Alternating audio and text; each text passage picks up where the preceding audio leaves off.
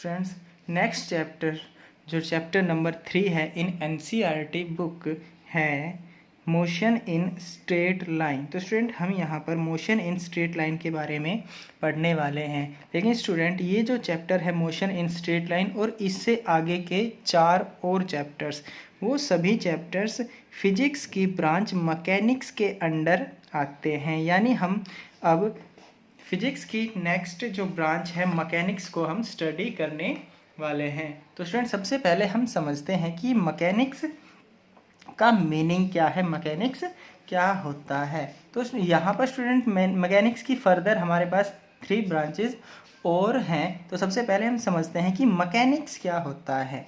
तो स्टूडेंट यहाँ पर according to the definition of this branch of physics is it is the branch of physics that deals with the condition of rest और motion of the materials, या फिर कह सकते हैं material object। कहने का मतलब क्या है स्टूडेंट, अगर कोई ऑब्जेक्ट मोशन में है, अगर कोई ऑब्जेक्ट मोशन में है या फिर रेस्ट में है, तो इस ऑब्जेक्ट के बारे में स्टडी करना क्या कहलाएगा, मैकेनिक्स कहलाएगा। यानी हम क्या करेंगे, मैकेनिक्स को पढ़ रहे होंगे जब हम उस ऑब्जेक्ट के मोशन के बारे में स्टडी करेंगे। स्टूडेंट यहाँ पर मोशन का मतलब हुआ कि जब वो ऑब्जेक्ट मूव करेगा तो ये कितनी डिस्टेंस ट्रेवल कर रहा है, या फिर हम कह सकते हैं कितना डिस्प्लेसमेंट कवर कर रहा है, या फिर हम कह सकते हैं इसकी स्पीड क्या होगी, या वेलोसिटी क्या होगी, एक्सीलरेशन।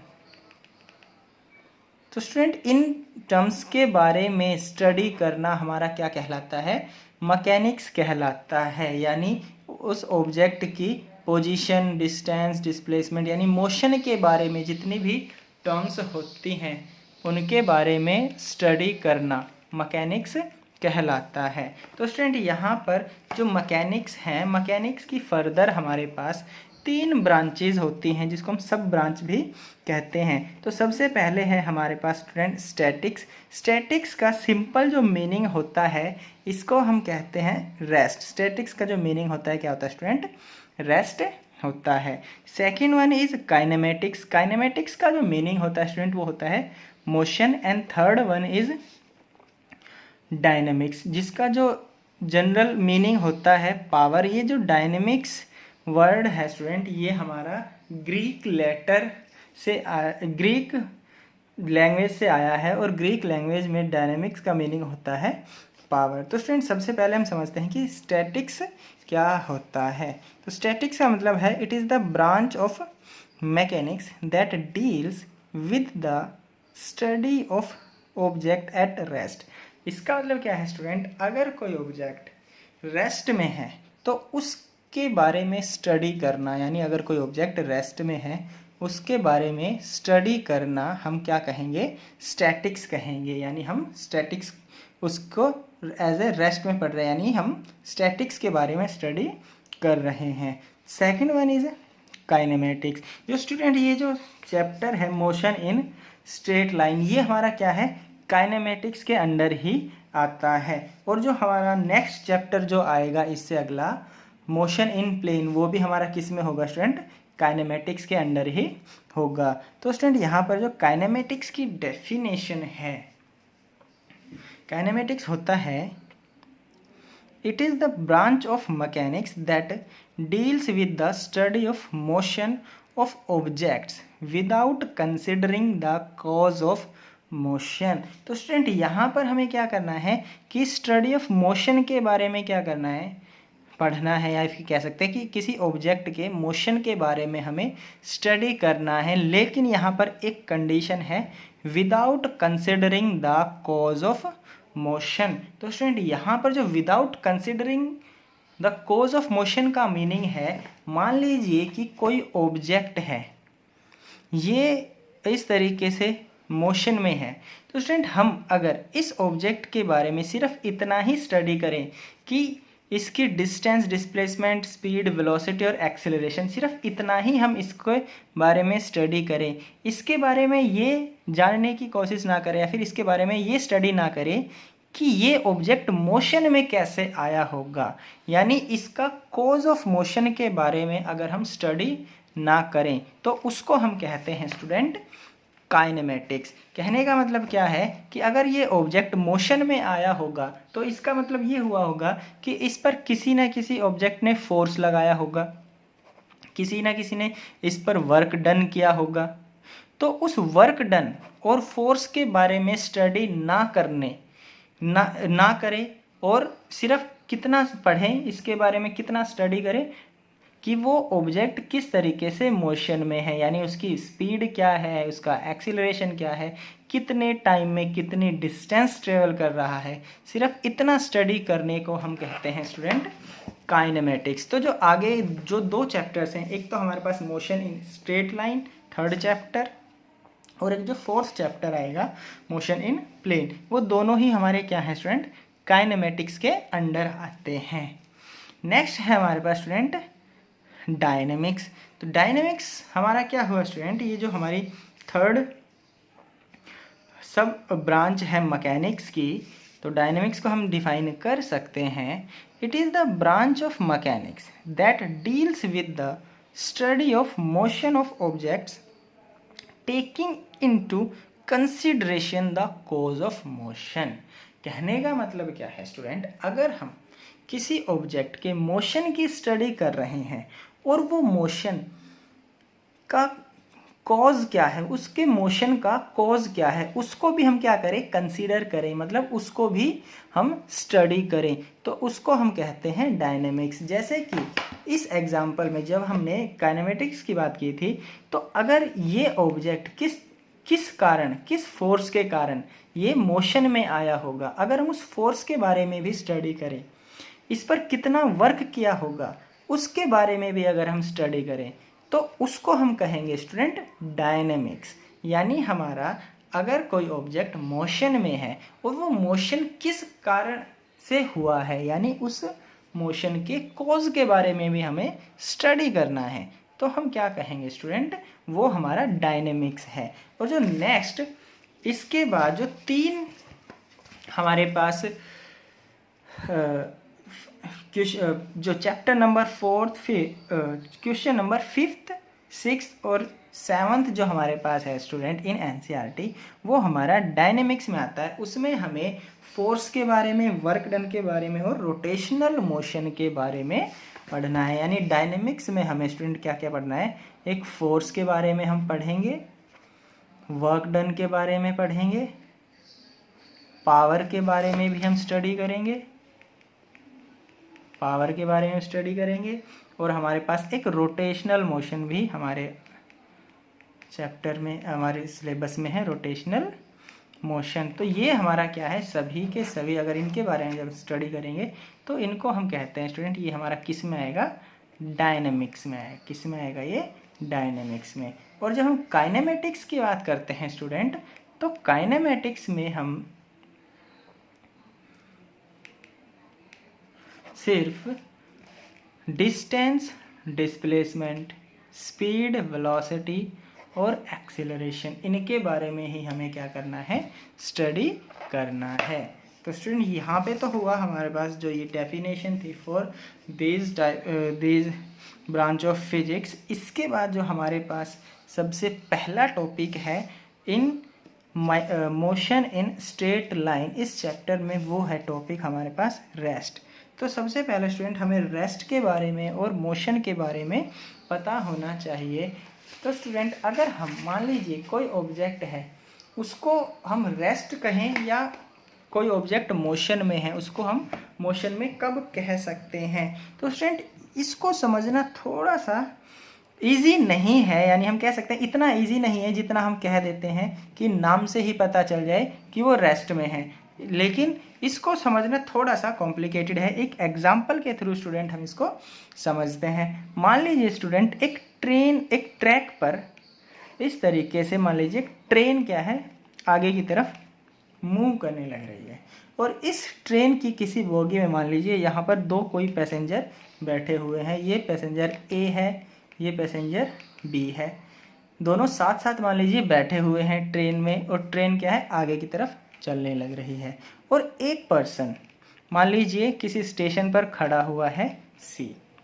ओके, तो स्टूडेंट मान लीजिए अगर हम क्या करते हैं, इस ए पर्सन को, ए पैसेंजर को हम ऑब्जर्व कर रहे हैं। अगर बी पर्सन इस ए को ऑब्जर्व करेगा, सर इसको देखेगा, तो इसके लिए ये पर्सन कैसा रहेगा, रेस्ट में उसको दिखेगा। रेस्ट में दिखने का मतलब क्या है, जैसे जैसे ट्रेन आगे चलती रहेगी ए और बी के बीच की पोजीशन, मान लीजिए ये ए बी से 1 मीटर की डिस्टेंस पर बैठा हुआ है, तो ये जो डिस्टेंस होगी जैसे जैसे आगे ट्रेन चलेगी, जैसे जैसे टाइम बीतता रहेगा, ये पोजीशन चेंज नहीं होगी, क्योंकि दोनों के दोनों क्या है, ट्रेन के अंदर बैठे हुए हैं और ट्रेन दोनों को एक साथ लेके जा रही है। यानी हम कह सकते हैं अगर बी ए को ऑब्जर्व करता है तो बी को लगेगा जैसे ए कैसे है, रेस्ट में है, ए कैसे है, रेस्ट में है फॉर बी। क्यों?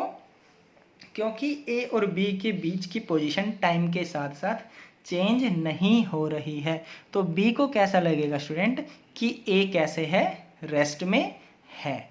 ओके, और स्टूडेंट अगर हम ये कहें उसी टाइम पर ये सी जो पर्सन है ये इस ए को क्या कर रहा है, ऑब्जर्व कर रहा है, तो जैसे जैसे टाइम बीतता रहेगा ट्रेन तो आगे की तरफ चलती रहेगी, तो जैसे जैसे सी ए को ऑब्जर्व करेगा तो ये जो डिस्टेंस है लगातार क्या होती रहेगी, चेंज होती रहेगी। मान लीजिए एक टाइम पर इसने इसको ऑब्जर्व किया, यहाँ पर है, तो ट्रेन थोड़ी देर बाद क्या होगी, आगे जाएगी। मान लीजिए इस पर्सन की जो पोजीशन है वो यहाँ पर पहुँच गया, तो देखो ये डिस्टेंस स्टूडेंट देखो चेंज हो गया, अब पहले इतना था अब इतना हो गया।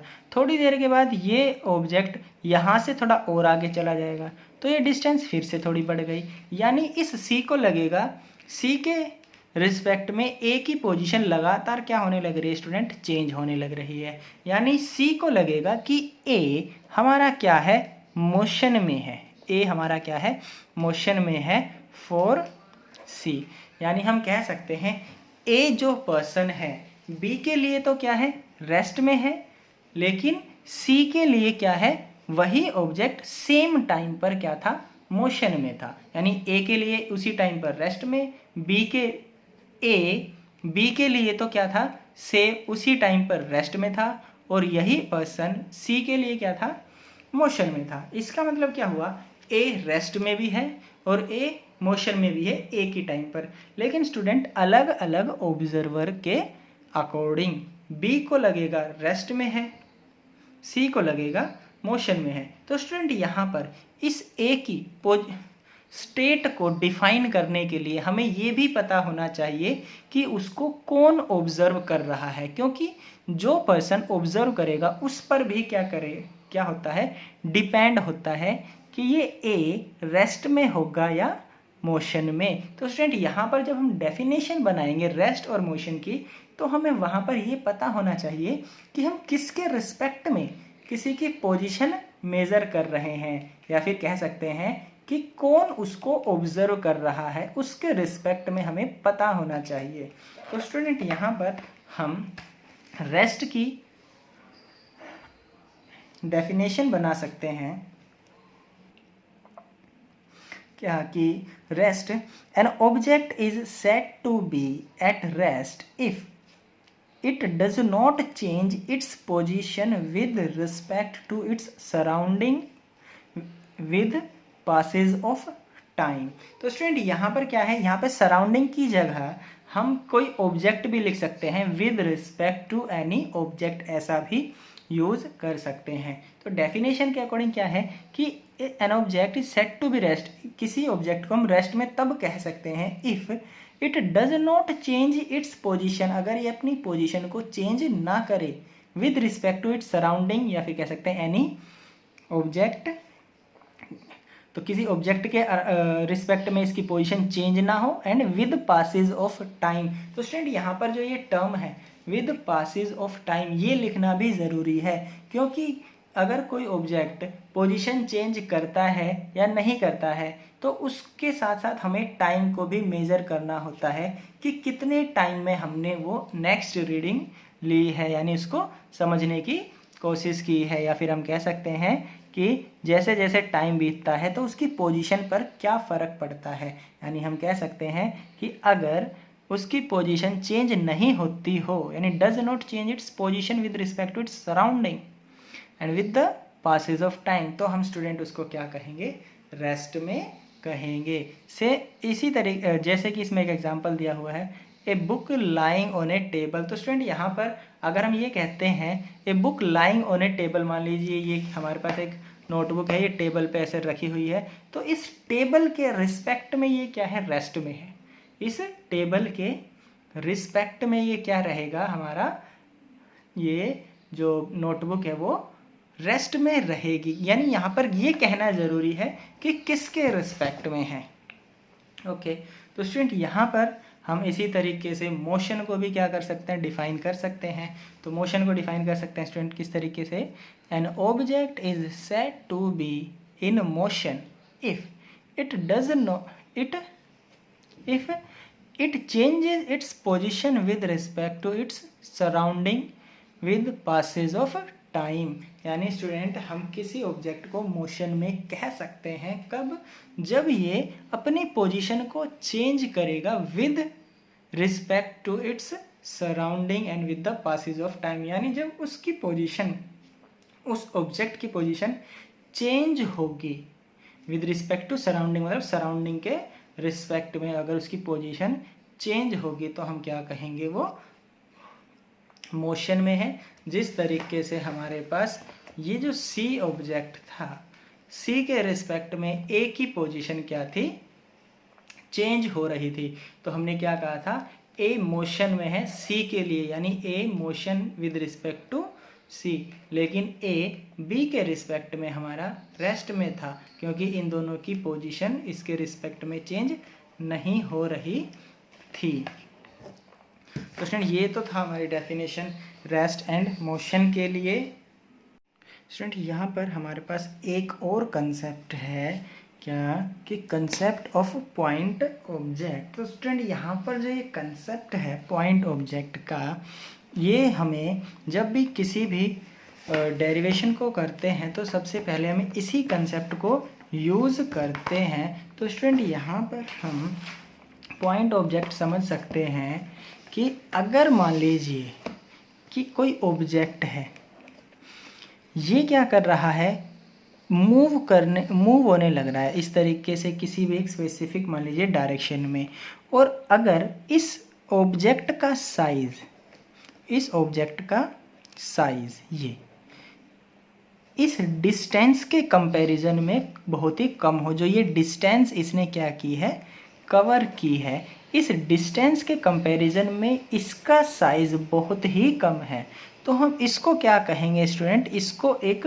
पॉइंट ऑब्जेक्ट मानकर चलेंगे। इस ऑब्जेक्ट को हम फिर क्या मान के चलेंगे, एक पॉइंट ऑब्जेक्ट, और इसको हम क्या कह सकते हैं, पॉइंट ऑब्जेक्ट कह सकते हैं। कहने का मतलब क्या है कि अगर स्टूडेंट ये ऑब्जेक्ट इस पॉइंट से यहाँ पर जाता है मान लीजिए, और ये डिस्टेंस बहुत ही ज़्यादा है, तो हम क्या कहेंगे स्टूडेंट, जब ये ऑब्जेक्ट यहाँ से यहाँ तक मूव करेगा तो हम क्या कहेंगे कि इसने कितनी डिस्टेंस मूव की है, इसके सेंटर से लेकर इस पॉइंट के सेंटर तक। और यहाँ पर सेंटर का मीनिंग क्या है, इस ऑब्जेक्ट को मैं कंप्लीट ऑब्जेक्ट ना मानकर ऐसा मान के चल रहा हूँ कि ये कंप्लीट ऑब्जेक्ट इसके सेंटर, इस पॉइंट पर ही सिचुएटेड है। तो इस केस में हम इसको क्या कह सकते हैं स्टूडेंट, पॉइंट ऑब्जेक्ट कह सकते हैं। तो स्टूडेंट यहाँ पे हम क्या, इसको पॉइंट ऑब्जेक्ट तब ही कह पाएंगे जब ये डिस्टेंस जो इसने ट्रेवल की है इसके कंपैरिजन में, इसके साइज के कंपैरिजन में